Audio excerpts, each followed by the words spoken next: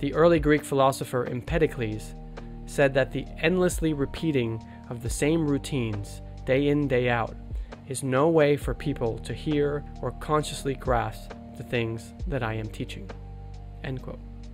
To truly begin to reorient one's life, one must activate Circuit 5 in a stable, healthy, and sustainable way. Doing so can gradually open the door to higher circuit activations. Paradoxically, the most methodical, steady, and safe way is by not doing anything at all. You see, first you need to tap into what's inside. Physically stilling the body and observing what happens in the intellect is the way inside. This is the way to explore your inner and outer world as if you're watching a movie. It's as if you're mining for gold or drilling for oil. The archetypes are waiting. They're available, and they're willing to make contact. You probably haven't noticed their outreach because you've been so busy with your status quo life. Once you've activated Circuit 5, the likelihood of becoming aware of Circuit 6 goes up considerably. And if you encounter the archetype of the divine feminine in a high Circuit 6 state, you can then create a personal relationship with it.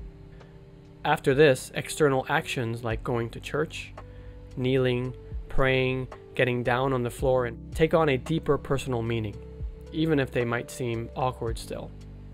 All that is required to recognize a self is to be still. This is a quote from Ramana Maharshi. He said he became aware of the self by laying down on the floor and becoming very still. In mindfulness meditation, a practice popularized in recent decades by Jon Kabat Zinn, it is recommended that people sit non-judgmentally and become aware of what comes up in the mind. Zen and Buddhist meditation practices are the predecessors of this mindfulness meditation movement. But frankly speaking, I must say these practices are so burdened with cultural, religious, and even sometimes superstitious ideas that I think they're not helpful to most secular people. Peter Kingsley's approach is an ancient technique called incubation. This image is an ancient representation of incubation.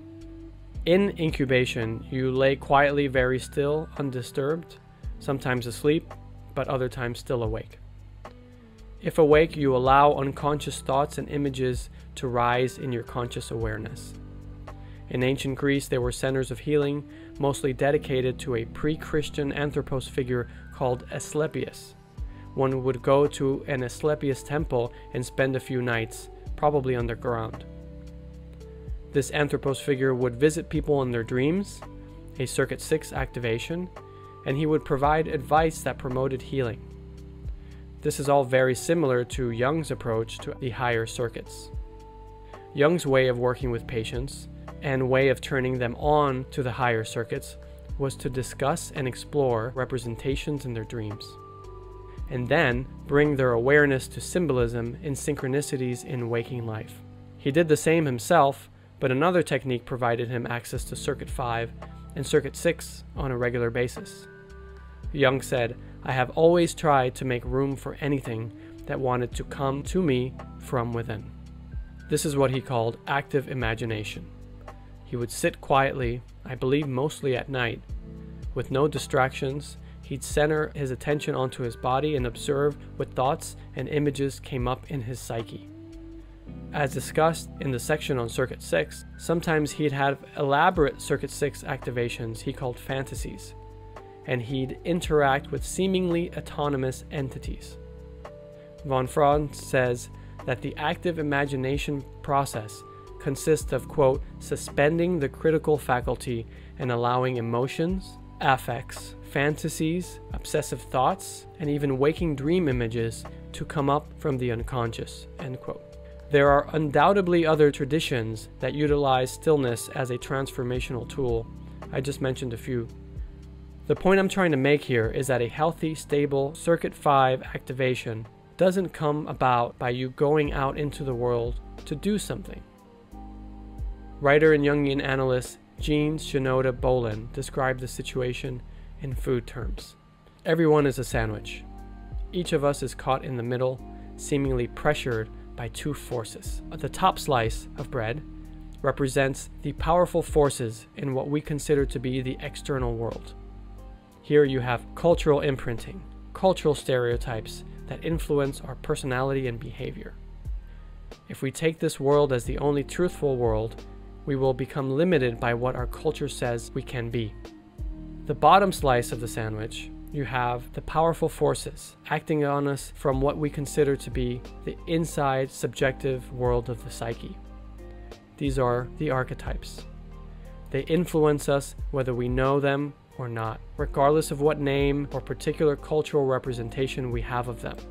We are confronted by a choice. We can be constantly acted upon by all these forces, or we can choose to become aware of the forces that are operating in us and on us. Only through this awareness can we act in ways that are aligned with the Tao, the river of life. The importance of moments of solitude cannot be understated. In solitude, we can experience the self.